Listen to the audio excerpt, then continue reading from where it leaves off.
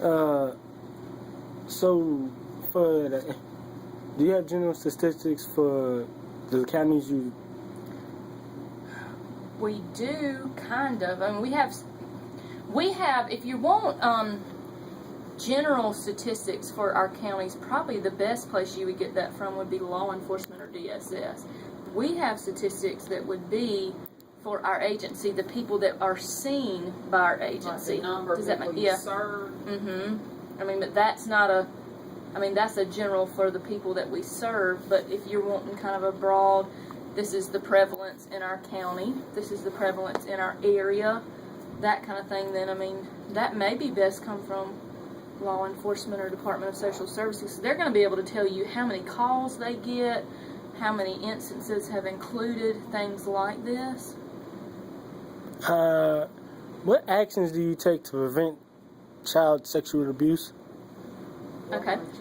I don't actually do that for my job, but through our agency, we do have jobs that include educational specialists, which there is one for the adult population, and there's one for the children population. So one education specialist, say, for example, for the children, she may do community presentations at schools, community presentations just in the community that gives safety tips, that teaches about how to identify child sexual abuse, things of that nature. And then we have another education specialist that is a male who actually does the older population, which would include Lander. So he comes over here and does some presentations and programs that would kind of gear towards education, awareness, and sometimes they focus on prevention too. What can cause people to do child sexual abuse? What can cause people to become offenders? Is that what you're asking? That's kind of a hard question to answer because every situation is unique in its own situation. Now,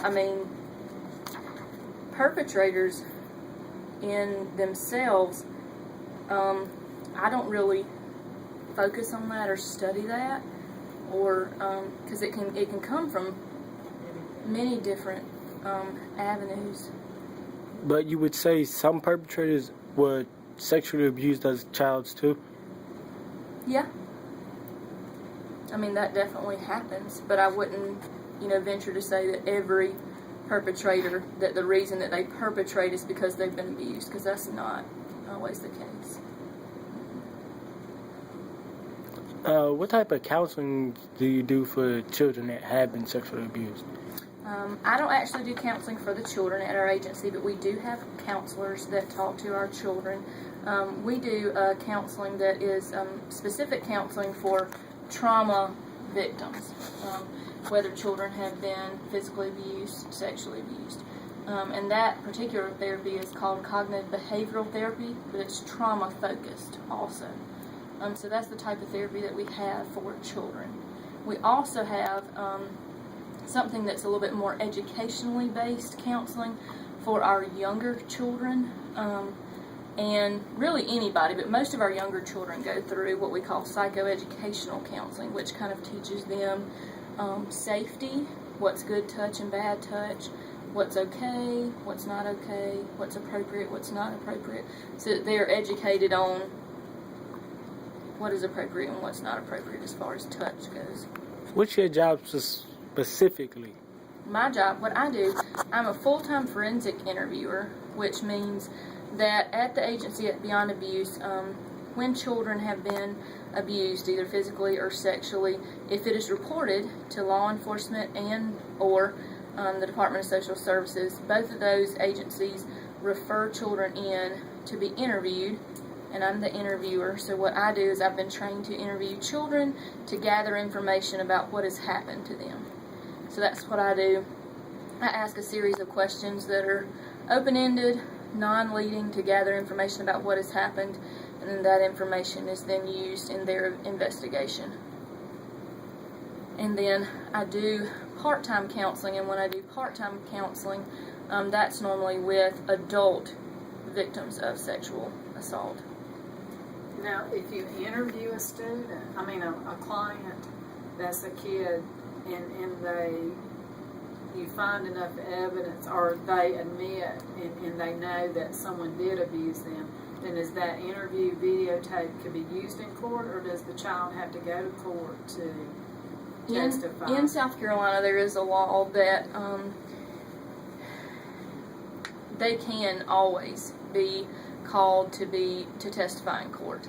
You can't deny whoever the defendant is or whoever the offender was that right to face the person who is accusing them. So they can always call that child to testify in court. Now, the reason we do videotape it is so that there is a hard copy of actually what the child is saying.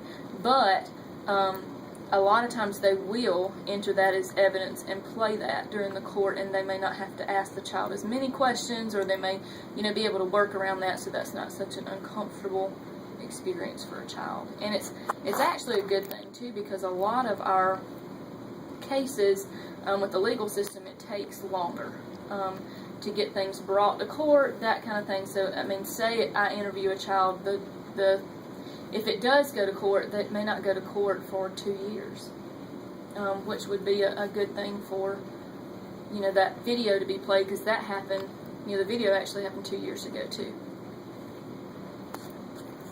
Could you put some information about your organization so people if people recognize something like that, they can contact? Yeah, we definitely do that. There are, within our educational specialists, they give out lots of information all over the community. There should be, at most places, there are, our brochures, there are, we do have a website where people can contact us that way, and then also, we have a hotline that people can call in, but we always encourage people to report to law enforcement, DSS. And then that's how a lot of things get referred into us for children. Thank you. I think that's good enough.